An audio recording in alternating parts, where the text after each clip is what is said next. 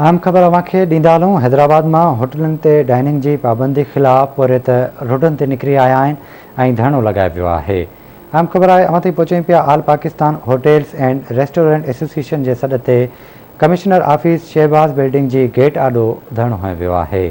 आगाह कयूं पिया त होटल्स ऐं रेस्टोरेंट ते डाइनिंग की पाबंदी लॻाई त रोज़गार के तालो लगाइण की कोशिश कई वई आहे। एहतजाज कंदड़नि चयो आहे त होटल्स ऐं रेस्टोरेंट ते डाइनिंग की पाबंदी लगाए तो रोज़गार के तालो लगाने की कोशिश कई वही है। अपडेट कयूं पिया हैदराबाद में होटल्स ते डाइनिंग की पाबंदी खिलाफ़ पूरे रोडन ते निकरी आया हैं। इन जा तफ़सील मालूम कंदासीं हैदराबाद में सीनियर रिपोर्टर इरफान बुगियो खां। इरफान, छा तफ़सील आहिनि? जी, हैदराबाद में सरकार तरफा कोरोना SOP तहत होटलों से डाइनिंग के पाबंदी खिलाफ सभी पूरे ताईं होटल मालिकन तरफा सख्त एहतजाज किया वियो आहे।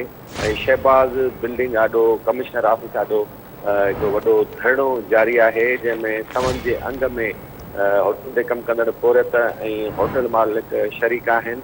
धरणो ख़त्म कराइण लाइ पुलिस अमलदार भी वतन पहुता ऐं अॻवाणनि सां उन्हनि ॻाल्हियूं कयूं, पर उन्हनि धरणो ख़त्म करण खां इनकार करे छॾियो आहे। अॻवाणनि जो चवणु आहे त इंतज़ामिया तरफां कोरोना SOPs जी आड़ में होटल मालिकनि खे तंग कयो वञे थो, अजाया ॾंड मढ़िया वञनि था, जंहिंजे करे जेके न रुगो होटल मालिक पर हज़ारे पोरत बेरोज़गार थी विया आहिनि। उन्हनि मुतालबो कयो आहे त खेनि पंहिंजो रोज़गार करण जी इजाज़त ॾिनी वञे त जीअं पोरत जेके आहिनि उहे बेरोज़गारी खां बची सघनि। जी ठीक है इरफान, वॾी महिरबानी अव्हां जी तफ़सील खां आगाह करण लाइ।